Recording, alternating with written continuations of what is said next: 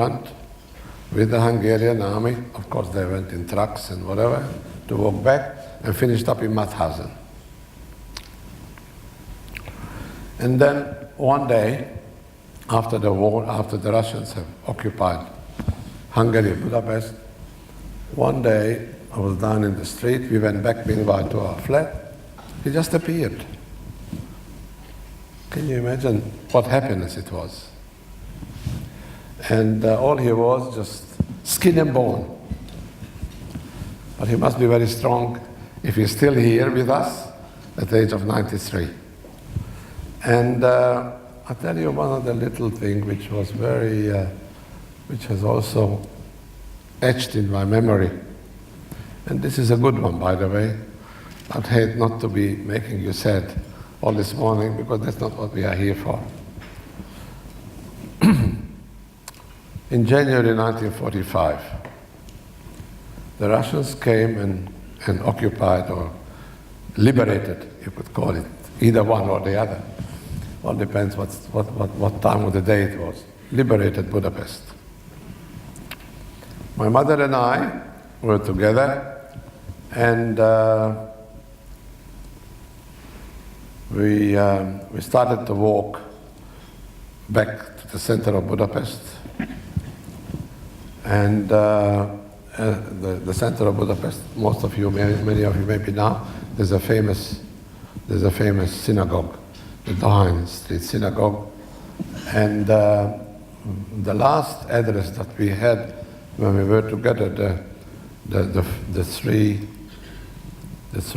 my brother and I, my sister and mother, was a flat near the synagogue in just as we went into the ghetto. So mother and I started to walk back in the ruins. I mean, there was chaos and ruins and bombing and all these things that happened, street to street fighting just a few days before. And as we walked back, my mother and I, there is a small square in front of the Dohány synagogue, and we were walking towards that. As we were walking there, my brother and sister arrived at the same moment as we have arrived.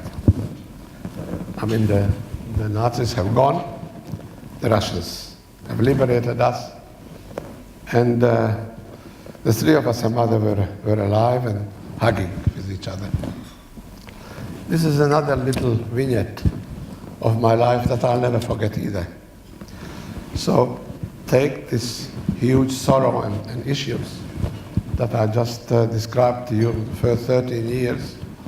There were some very, very sad moments, as you can gather, but that little few minutes of seeing each other approach, after all the drama and trauma and that happened, you can imagine what kind of happiness it was. So I'm in a way fortunate that I've had, of course, my brother afterwards, I told you, came back from Mauthausen, and the four of us and mother were kind of intact as a family. Of course, the family was not full and never was full again, because my father never returned. I mean, I'm not quite sure whether you want me to. Why don't you tell us a bit? Yeah. Because I think it's an amazing thing in a world the size of it, of what happened. Tell us what happened 47 years later in America that provided you with the answer of what had happened to your father. Well, some 47 years later, of course I got married to my dear wife Shirley, who is here. And we together had have three sons. And, but they, all of them went to work when they completed their studies. They went to work to America. And they came back. But Peter has, through circumstances which are unrelated, has also married and moved to Los Angeles. And They are every Pesach. They did go to various hotels to enjoy the festival of Pesach, and they usually went to somewhere in the east of America. And this time they were kind of wondering where to go, where not to go. In the last week or so before Pesach, they decided to go to the desert. What's the name? Palm Springs. Anyway, it's not material. It's not material. They went to a hotel that had never been before, and Peter goes down one morning during Pesach to pick up his newspaper. And as he picks up the newspaper, there's an elderly Jew stands next to him, and he tells the newspaper person, they ask him, "What's your name?" So he says, "Lowy." When he picks up his newspaper, the little elderly Jewish guy approaches him. "Tell me, please, where are you from?" He says, "I live in Los Angeles here, but I come from Australia." He says, yes, but where do you really come from? Where are your people come from? So he says, my father, my mother, Shirley, and I, or just me, come from Slovakia. And says they lived in Budapest and Slovakia. And is your grandfather named Hugo? And Peter, of course, didn't know what to say, but he was very surprised. And he says, "I was caught with your father on 20th of March 1944 at a railway station. And I spent with him the first 6 or 8 weeks. I was 18 years old.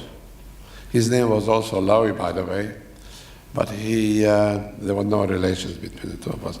He was 18 years old at the time, and my father was 50, but they created a bond between themselves and spent a lot of time together, and told him about my father and all what he knew about him. And of course, Peter left him. He was also staying at that hotel. It was a chance meeting. And he immediately called me. And Shirley and I got on a plane and flew to Los Angeles. That hotel near Los Angeles. And of course, an unbelievable story has happened, that we didn't know what happened to my father. And there was the miracle of my son Peter and meeting him. His name was Meyer Lowy. And of course I went to see them, and I had a photograph with me. And he wasn't quite, I didn't quite find him, but I found his wife. And of course the whole hotel knew about the story, so I took out the photo and showed her. She never saw the photo before, but she immediately recognized him, because he and my father were so close that it was an event of his life also. And he kept talking about the meeting that he was together with him. And you can imagine how both sad and elated I was to find out, after so many years, of really what happened to my father. But the tragic story of this this event is that they went together to Auschwitz. They were taken to Auschwitz together, and when they arrived to Auschwitz, everybody had to, little pakalach they had with him, they had to throw it down. They were told to throw down the packages that they have on a heap near on the platform in Auschwitz. And my father didn't throw it away. And then the Nazi guy, the SS guy came and grabbed it off him and threw it down with the rest of the packages. As the SS men turned around, my father went back and picked up little package. And then the assessment turned around and saw my father pick up his own package. And they beat him there and then.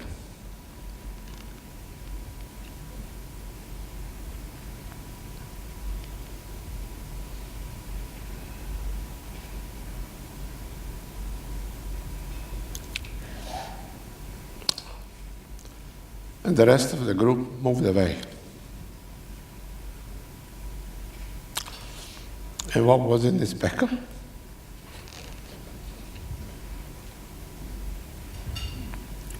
The Taliesin film.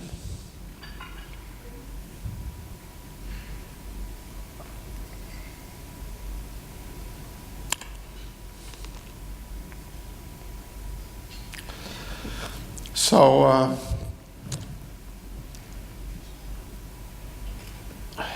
what is there to say?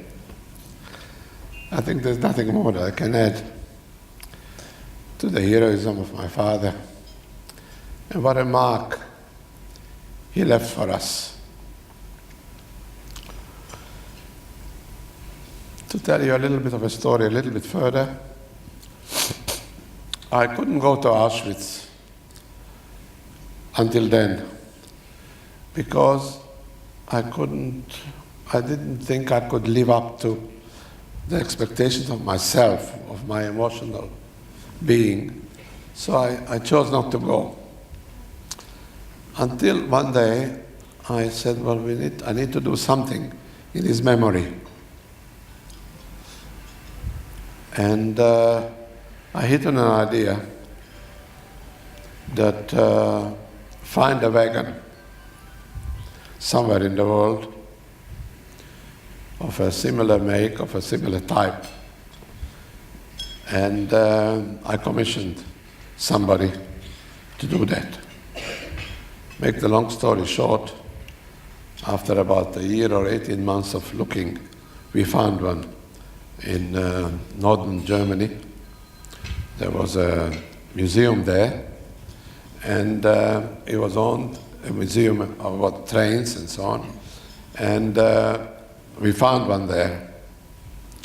We alerted the management at Auschwitz and told them that what we want to do. We want to get that train and put it on the spot where my father was killed, on the platform in Auschwitz.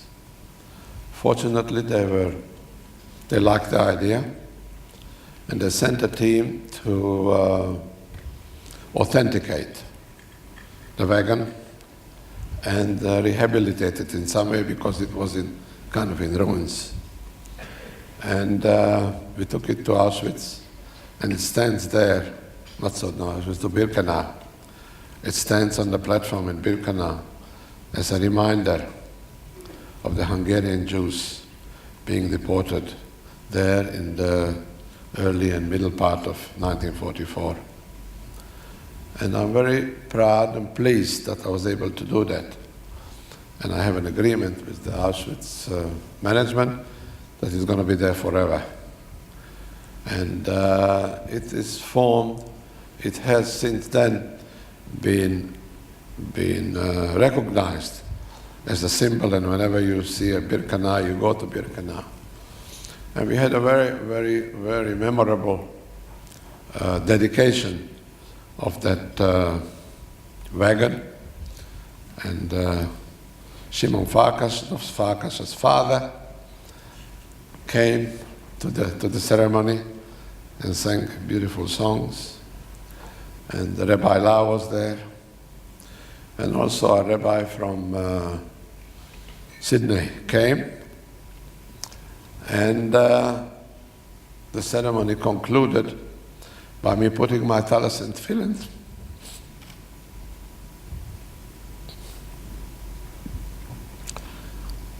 into the wagon. I think we might have changed the subject. I will change the subject, but for those who have not seen the tape of it, the March of the Living tape, I think it is the most moving piece I've ever seen as Frank does that.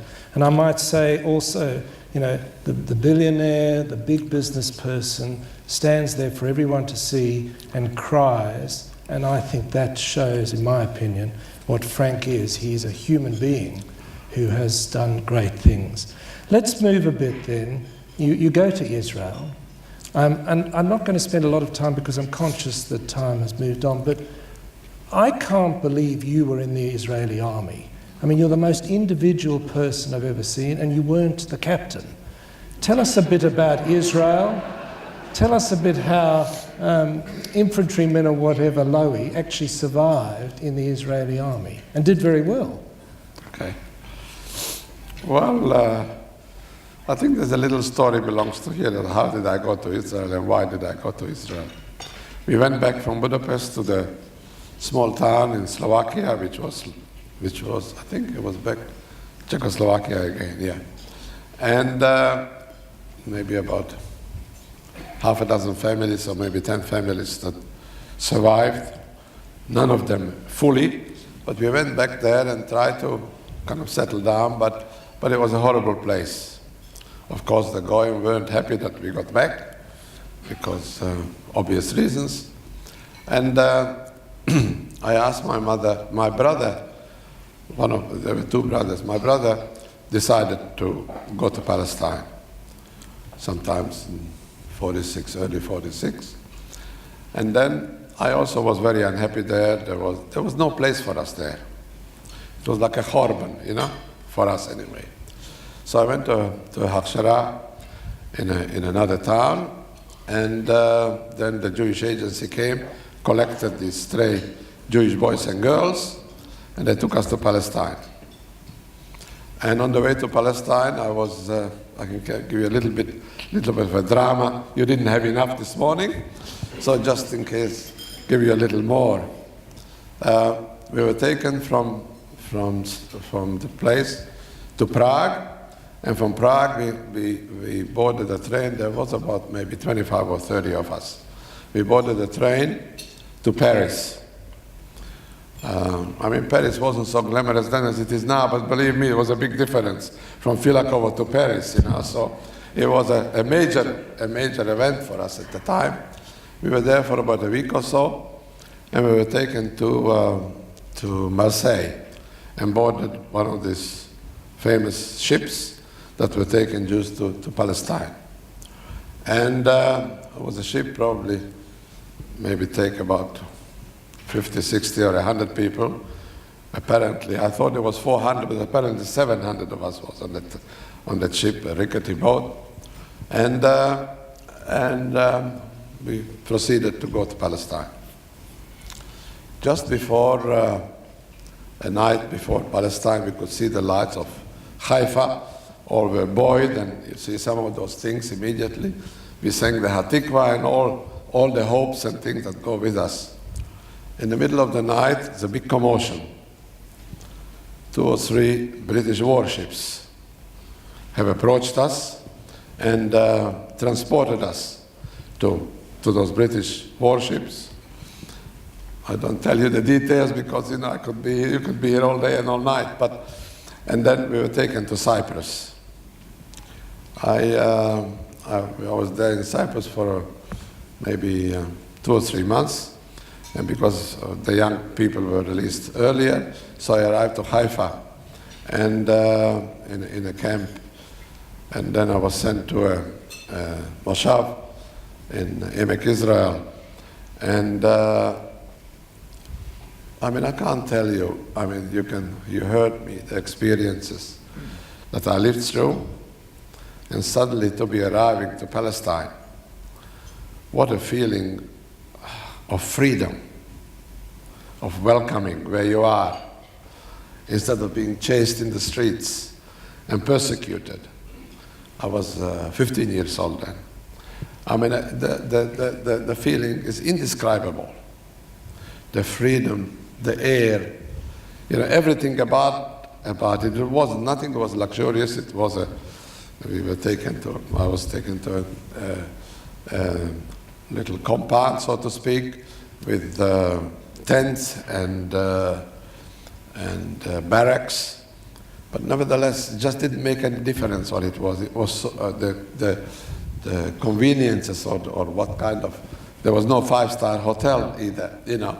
But it was really an unbelievable experience. And what I gained, I could say that I was reborn when I got to Israel. And I have kind of put this first 15, 16 years totally out of my being at the time. Of course, later on, history repeats itself in a way. And we were there for about a year or 18 months and maybe a couple of years. And then in 1947, November 1947, the State of Israel was declared by United Nations. I can't tell you the joy that I've experienced together with the 600,000 Jews at the time of Israel. And obviously, by that time I was 17 years old, and the first thing we did, we were in a group of 10 boys and girls that came together from Europe and volunteered for the Israeli army. It wasn't an army yet, but people were volunteering at the time to get together. And then I became a soldier in the Israeli army and joined I was assigned to the Golani Brigade, and I was part of a commando unit that used to go behind the lines and did what commando units do. I mean, the issue of being in the army, but there was no question. I know how to follow orders. I also know how to give orders. So the both sides of life, this is what life is about. You take orders when you're in a position to take them, and you give them.